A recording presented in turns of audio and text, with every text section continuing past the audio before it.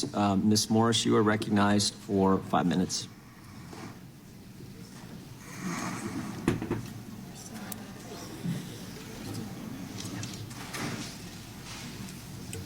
Thank you. Thanks so much for inviting me. My name is Emma Jo Morris, politics editor at Breitbart. I'm here today because I published a series of news stories 3 years ago in October of 2020 about Hunter Biden's now infamous laptop, also known as the laptop from hell, which is seen as some of the most scandalous reporting of the last decade. What was more scandalous than the reporting itself, though, was the fact that it exposed the unholy alliance between the intelligence community, social media platforms, and legacy media outlets. At the time, I was deputy politics editor at the New York Post, and my reporting showed that despite then candidates Joe Biden's repeated and furious denials, he was apparently involved in the foreign business deals of his family.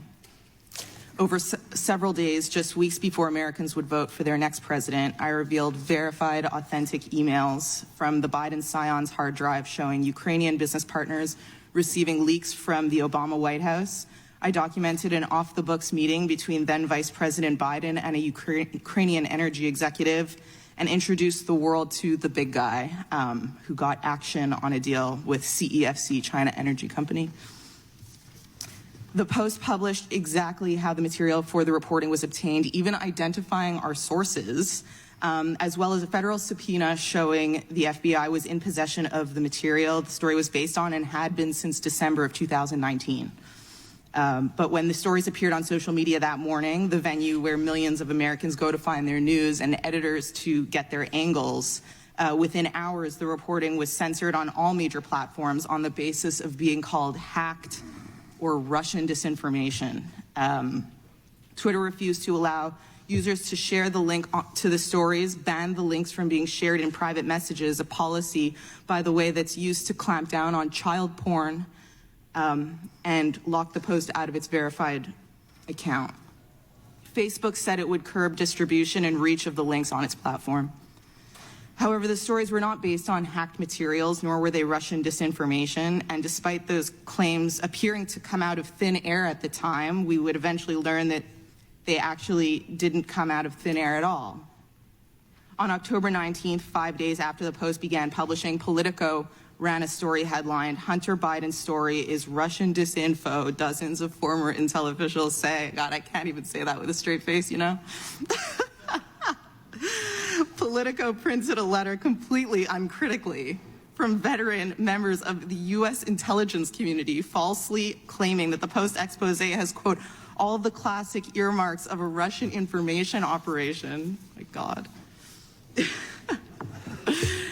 Most notable among the signatories of that letter were Jim Clapper from former DNI, Michael Hayden, former CIA, John Brennan, former CIA, despite having such damaged credibility following their participation in the Russia collusion conspiracy theory.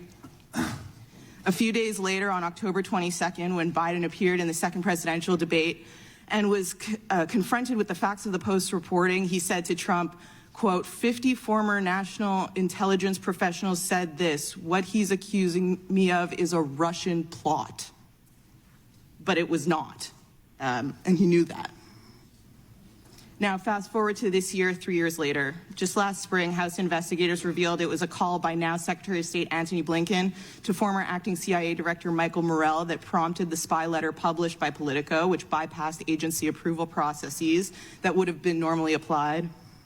It is also now known that ahead of my reporting, federal agencies were priming social media companies to execute an operation to discredit it. According to internal documents released by Elon Musk upon his acquisition of Twitter, the FBI and other intelligence community members essentially directed the platform's censorship operation, in part externally by working with top management and in part internally by social media companies hiring eye-popping numbers of agency alumni. Journalist Michael Schallenberger reported, based on documents he obtained from Musk, that during all of 2020, the FBI and other law enforcement agencies repeatedly primed Twitter executives to dismiss reports of Hunter Biden's laptop as a Russian hack and leak operation. Feds arranged for top secret security clearances to be granted to Twitter management and even had encrypted messaging networks set up, which they dubbed a virtual war room. To this day, hundreds of people from the intelligence community work at social media companies. Over the last few years, my reporting has been confirmed by virtually every mainstream news outlet, from the Washington Post to the New York Times to Politico, when the stakes were nothing, by the way, 2 years later. No one denies that the laptop is real, that the origin story is exactly what I told you it was in the first place. This elaborate censorship conspiracy wasn't because the information being reported on was false. It was because it was true, and it was a threat to the power centers in this country. What this relationship between the U.S. government officials and American corporations represent is an unprecedented push to undermine the First Amendment, the right to think, write, read, say whatever we want. And how we respond will determine whether we see a free press as inalienable or as optional. Thanks. Thank you, Ms. Morris. Mr. Sauer, you are recognized for 5 minutes. Thank you, Mr. Chairman and members of the subcommittee. On July 4th, 2023, Independence Day, Judge Terry A. Doty of the U.S. District Court for the Western District of Louisiana entered a historic injunction against the White House and other federal officials. This injunction prevents them from, quote, urging, encouraging, pressuring, or inducing in any manner the removal, deletion, suppression, or reduction of content containing protected free speech posted on social media platforms. Judge Doty's opinion contains 82 pages of detailed factual findings, supported by 577 citations of the evidence, which is drawn from roughly 20,000 pages of the federal government's own emails and communications with social media platforms and 6 full-length depositions. In its recently filed stay motions, the government has hardly bothered to dispute any of these factual findings. The Court of Appeals has entered a, quote, temporary administrative stay of this injunction and granted expedited briefing and argument on August 10th. Contrary to some recent suggestions, a temporary administrative stay is, quote, routine practice in the Fifth Circuit. That's a direct quote from the recent decision in N. Ray Abbott. And it does not reflect any judgment of the merits. Today, I want to offer 7 observations drawn from the Louisiana opinion. First, the Louisiana court found, based on overwhelming evidence, that federal officials are the cause of the censorship of the viewpoints they disfavor.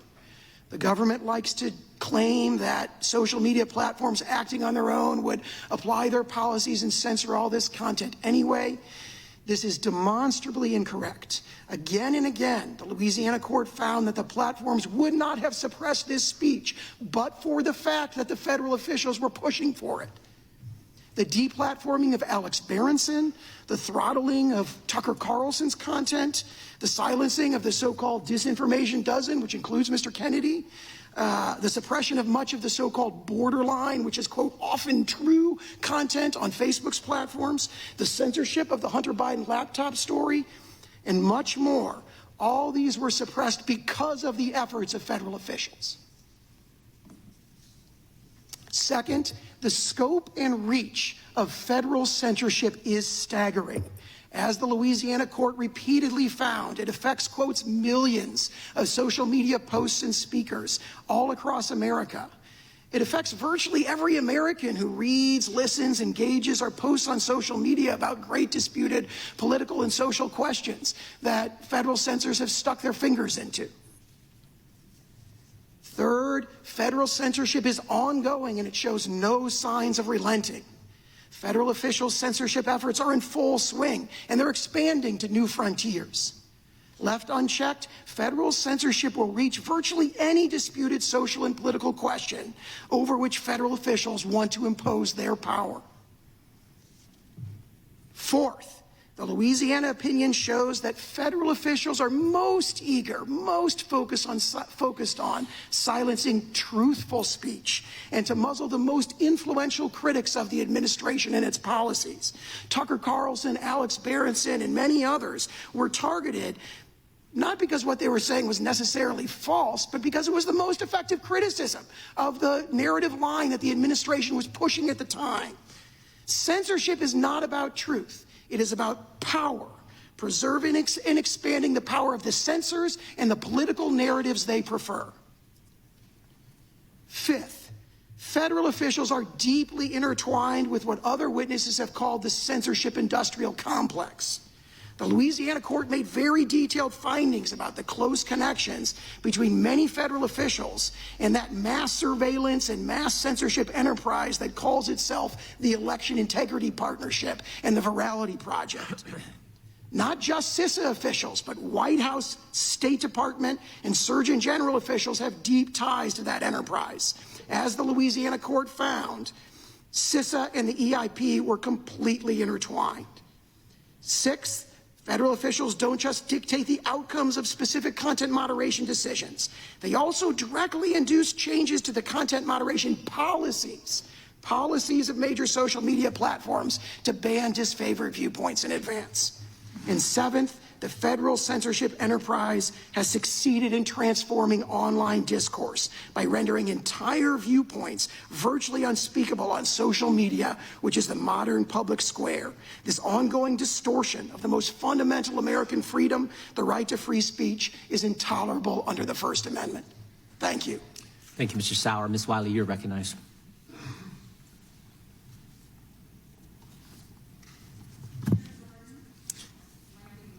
Microphone. I'm usually quite loud, but thank you for pointing that out. Chair Jordan, Ranking Member Plaskett, members of the subcommittee, I want to thank you for having me here today. I have introduced written testimony, and I did have a summary of my oral testimony, and I am going to depart from it after listening to the openings and these proceedings. This week began the sentencing of Robert Bowers, who murdered 11 people, wounded 6 others because their faith was Judaism and because they were in a synagogue to worship. Robert Bowers expressed on social media for a very long time deeply anti-Semitic, hateful statements.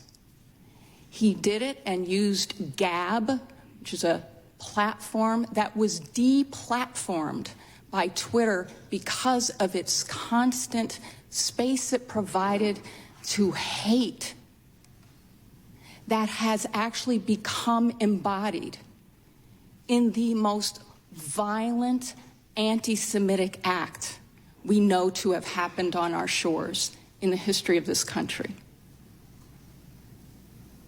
And I will tell you, as a Black woman who lived through COVID in New York City, where we watched too many images of refrigerated trucks with the bodies of loved ones because there were too many deaths to accommodate in morgues that surpassed the deaths during the Spanish flu, and where in this country we have lost over 1 million of our loved ones. And for the Black community, for the Native American community, for so many communities of color in particular, where our rates of death were 3 to 4 times those of some other groups. 3 to 4 times. I want to agree with Mr. Kennedy. I want to agree that it's incredibly important for us to be kind and respectful to one another. It is incredibly important for us to be able to understand our experiences across our differences and to have a platform for those communications. And it is deeply vital that they be based in fact, not fiction. And without regard to the intent or what is in the mind of anyone, which I cannot say, including what is in the mind of any of those who are testifying here today. But what I can say is when you make a statement that suggests that based on race, based on religion, based on anything other than facts, that you may have somehow not been targeted, but other racial groups have, that by definition feeds into something very dangerous in this country. that is actually impacting lives, and in some instances taking them. And what I will say about the opinion in this case, and I am here to talk about Missouri versus Biden, is that in this case, we can talk all day about the very specific facts, and there is factual inaccuracy in some of the fact statements in Judge Dougherty's opinion. But the most important one is the Fifth Circuit Court of Appeals, widely believed by all, for very good reason, to not be out of step with conservative ideology, vacated that preliminary injunction. And I want to point to something else, because one of the things that that injunction said was that our government, responsible for public health, responsible for national security, which, by the way, even under the Trump administration, the Department of Homeland Security said it is domestic terrorism that is our greatest national threat. That even that it had in the injunction a statement that the federal government could not collaborate or partner or jointly work with institutes, researchers, including the Stanford Internet Observatory, could not, in terms of identifying, understanding, or even talking about the deletion or removal of anything, even if that research actually demonstrated that those social media companies were violating their own policy in a way that was dangerous for people and for our democracy. So yes, let's be kind, let's be respectful, and let's descend into a real discussion of facts where we can disagree about their meaning, but not about their existence. Thank you. Gentlelady yields back. We will now turn to 5-minute question. The chair recognizes the gentleman from North Carolina, Mr. Bishop, for 5 minutes. And we will go a couple rounds here, I think, and then they have called votes, so we'll get to votes pretty quick. But the gentleman's recognized for 5 minutes. Thank you, Mr. Chairman. I'm going to focus on the testimony the chairman made reference to, and that the ranking member was so concerned with damage control that she opened her comments about it. And I'd ask staff to put the blow-ups on the screen as we proceed. And Ms. Morris, you can begin with number one while I'm getting my first question out. Ms. Morris, in your statement, you had an interesting turn of phrase. You said that no one denies that the laptop is real. What an interesting turn of phrase, because that's exactly what Twitter was asking about the day your story appeared, and it was interacting still further with Twitter and with Facebook. Ms. Dimlow testified, here it is on the screen for those who are visual learners like me. Are you familiar with the October 2020 New York Post story on Hunter Biden's laptop? I am. This is Ms. Dimlow under oath. Do you recall whether any of these social media companies you were meeting with asked you any questions about it? I do. Please proceed to the next slide.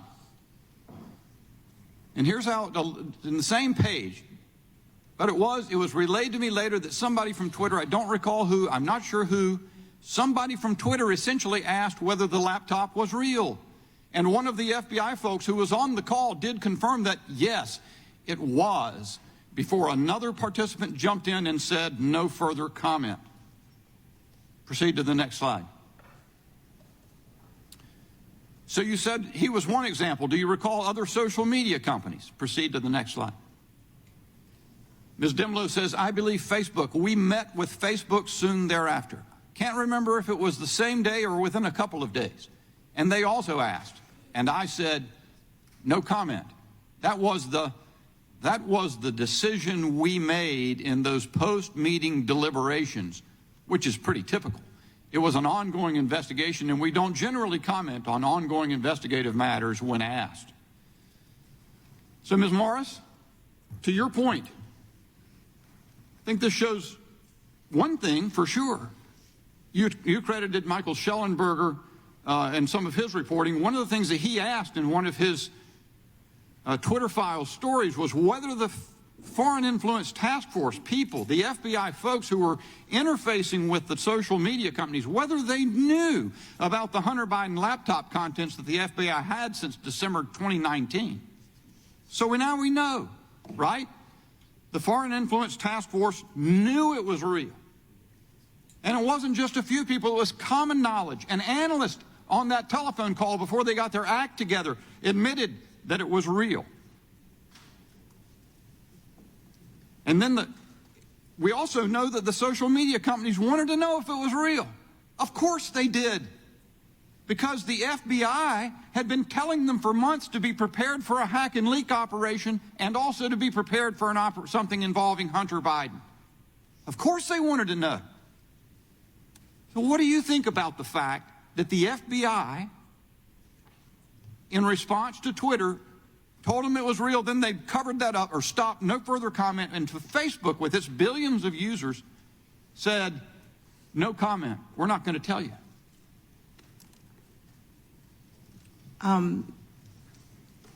Yeah, we know that the FBI knew that it was real. They knew it was real since not just December 2019, which is when the subpoena that I published is from, which was in the original story, the thanks for the meeting with your father from Ukraine story. We published the subpoena, and they had already confirmed, though, which we would learn later, they had already confirmed that the laptop was real and the quote, not manipulated in any way, quote, in November of 2019, a month before they actually obtained the laptop to keep, which is when they gave that subpoena to John Paul Mac Isaac, the owner of the Mac store where Hunter Biden forgot the laptop. And I think that's something that gets glazed over in this reporting. I'm so familiar with it, it's nauseating, which is that Jim Baker was the deputy counsel at Twitter. And if that name doesn't sound familiar, I'll remind you all who that is. He's the former deputy counsel of the FBI. Like, are we supposed to all sit here and pretend that he didn't know what that subpoena was when he saw it in the New York Post? I mean, let's not insult our intelligence here and the intelligence of the American people. Obviously, he knew what it was. Point well taken, Ms. Morris, and my time's expired, but what we have always understood in all likelihood it was true, we now have yet one more piece of evidence from the folks at the FBI that they interfered. Comey interfered in 2016. Was it Director Wray himself who interfered in 2020? We still need to know.